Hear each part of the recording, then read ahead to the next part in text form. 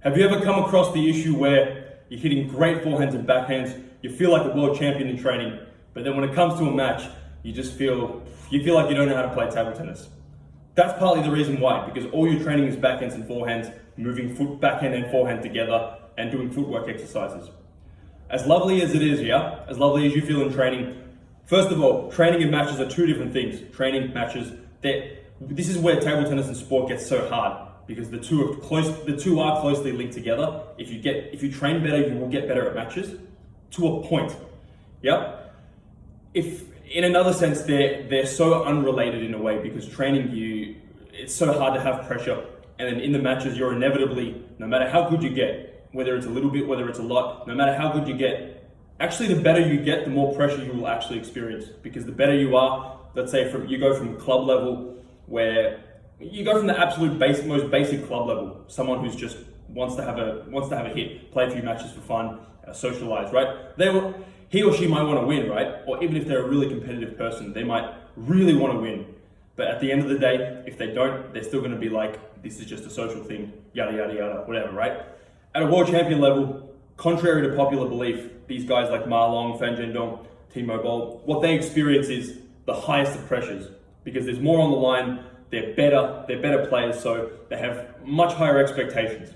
At the end of the day, pressure is an expectation to do something, right? If I was to tell you if you can run 100 meters in 10 seconds or in 15 seconds, you get to keep that car that's there. But if I said to you then, I don't care how fast you go, if you can walk 100 meters in general, no time limit, that car's yours. Of course, in the 15 second time limit, you're going to have a lot more pressure. So the same thing is like, it might not be the best analogy, but the same thing applies for world champions, right? They're playing for more on the line, they have higher expectations because they know they're bloody good. So they've got that higher expectation that I'm going to win. And if they don't, they know they're going to be quite disappointed about it. So that also links to why if personally I was to play a lot of the other Australian guys, I have that expectation to win. Whereas if I was to play world champions, right, I don't have that expectation to win. There's no pressure on me.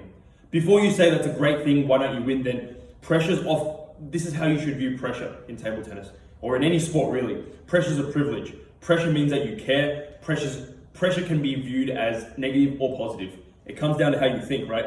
So pressure can be, oh my God, I really want to win. The adrenaline's going to help. I care. That's a great thing. I'm lucky to be able to have that. Whereas a lot of 40, 50-year-olds don't have that pressure privilege in their life unless they play a sport or something like that, or run a business. So that pressure's a huge privilege, right? You can then, because you don't know what the result's going to be, you might win or lose the next match, but you've got that adrenaline rush. It's fun if you can view it that way. It's also something that's going to get you to be more alert. It's going to get you to react faster. It's going to get you to be living in your subconscious mind, living in in your reactions rather than I've got to do this now, and your conscious mind, which is a little bit too slow. So first of all, dealing with pressure is a skill. You have to be mentally tough. It's a very underrated skill. People think, yes, this guy's mentally tough, good on him, it's not that special. Whereas it actually really is, because learning how to play matches is a big one to how good you really become, right? Some people have less of it, some people have more of it naturally, but it can be something that can be improved, and anybody can get there so long as they persist enough. That's the reality. So where a lot of guys get confused, right? When they train, they don't understand the purpose of training versus the purpose of a match. The purpose of a match is to use your skills, use the tools that you already have, and just try and find a way to win this next match. As cliche as that sounds. The purpose of training is to build skills. Obviously, if you can make training as much like a match as possible, the better, right? Like if you can put $50 on it, $100 or whatever, right? It's better. It's not the exact same, but it's better. It's a better form of training because you get to train under those conditions. But in the end result is, how do you get good at matches? You do it a lot. So let's say your training level and your training level's here, match level's here. Ideally, you don't want to be here and then your match level's still here. Currently, I have a guy who's like that, who I'm helping on a regular basis, and he's on a certain amount of weekly, monthly programs with me. But what we're trying to do is we're trying to lift that. And if all you do is play matches, it's also not good, because you're never building proper skills to become really good. Yeah. So at a A match is not a situation where you want to be, improving your skills. When you're on match day, you've got that adrenaline rush and all that sort of stuff, that excitement. You're not going to be able to remember your improvement, because when you're on match day, you're living in your subconscious mind. Everything's just happening. You're just trying to pull it out. You're just trying to win. When you're in your training days, that's when you're more on your conscious mind. You're literally thinking, what's lacking in matches? What do I actually need to work on and improve? And I'm going to improve this skill, gain this skill. And where it becomes important to have a good coach is they'll teach you the right things that actually work reliably and actually are effective ways to do certain skills.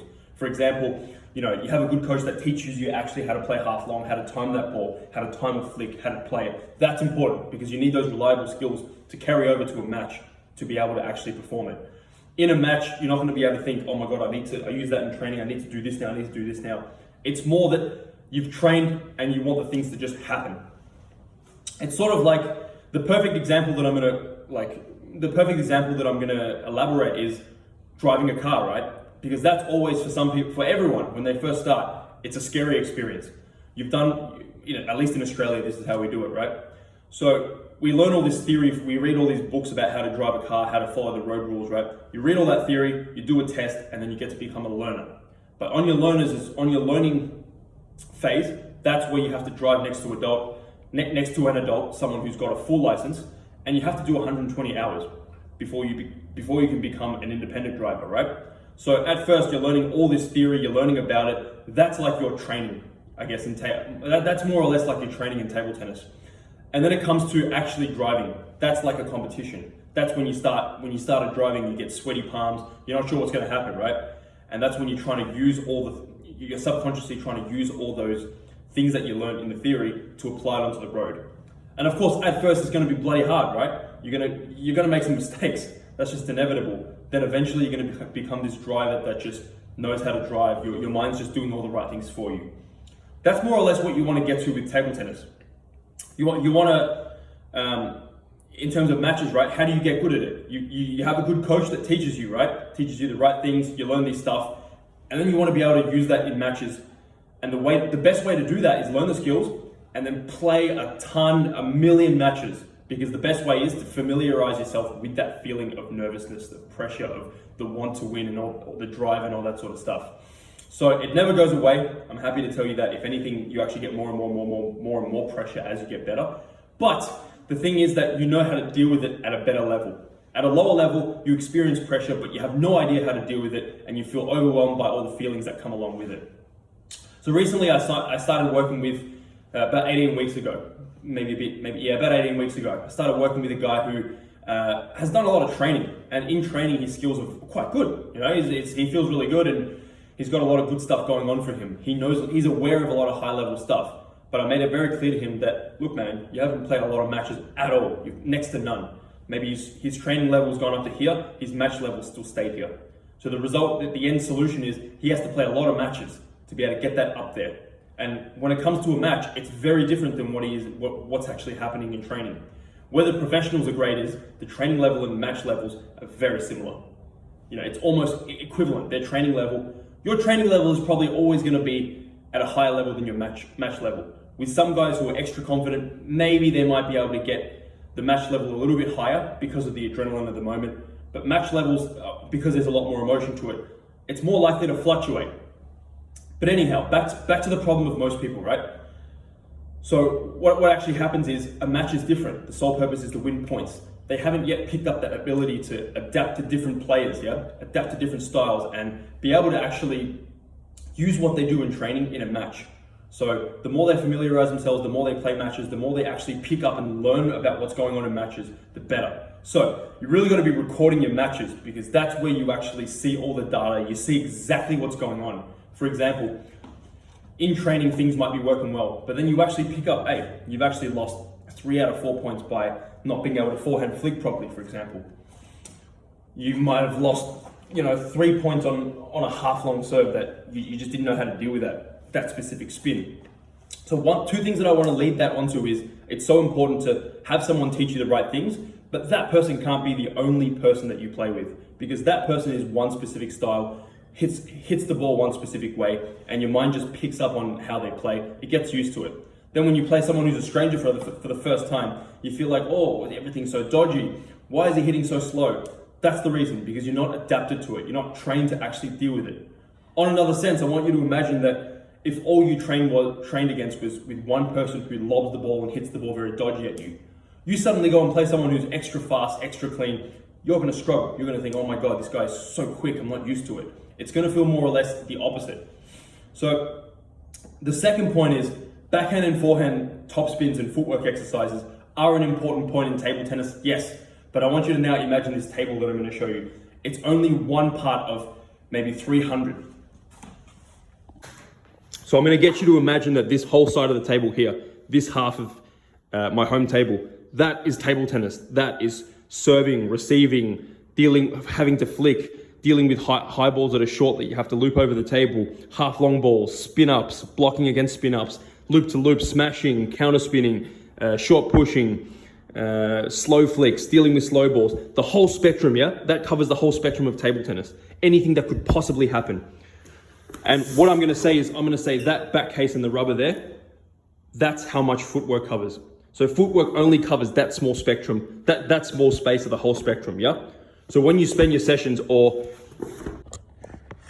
when you spend your whole sessions, let's say you do 4 or 5 sessions a week, all you're doing is backhands and forehands and trying to feel good in training, that's all you're getting out of it. You're missing all these things, and all these things will inevitably come up in matches when you don't want it to. Inevitably, that's what a match is about. It starts with a serve, it starts with a receive. Yes, you do need to be able to hit a backhand and forehand and be able to move to the ball when you need to, when the ball comes up in a rally. They do happen, yes, it is an important part, but it's only one part of 300 things that can come up in a match. So you've really got to understand that. You've got to understand why you train, you feel good, and then in a match, you feel like crap. There's a reason for that. It's not just happening for no reason. So I hope that this really helps anybody who's listening, who's facing a similar or exact kind of situation like this. And I hope that you know the solution to going forward and how to actually deal with that. Again, that's how these are the ways that these are the known ways to go forward. And if you've got any other questions, feel free to DM me, reach out to me, subscribe, like, comment, and let me know how you go, if you have any progress with this video, and if you make any sort of discoveries, if you get any sort of benefit. Your feedback is greatly appreciated. I'm also going to add, because I forgot to add this in the earlier videos, that imagining that that's in the whole spectrum of ping pong being half that table, right? That being footwork there, that little scope where the back cases are. You still haven't learned that, which is, this might be learning how to return serve with a short push. This part might be learning how to topspin against the serve that's side spin coming off the end, half long. You can spin and get the opponent to block off the end. This part could be someone spins at you. You don't know how to deal with a ball that suddenly comes faster. This one might be not knowing how to deal with a ball that suddenly comes slower. By only training backhands and forehands and then playing games and not getting specific on the exercises that you need to train, all you're getting is that compared to the whole thing. You're not learning how to banana flick on a serve. You're not learning how to serve the ball properly. You're not learning how to get spin on your serve, serving short. You're not learning how to block against the spinny first ball from the opponent. You're not learning how to flick the ball, all that sort of stuff. So I hope that really makes sense to why you're probably not getting the results that you want in matches.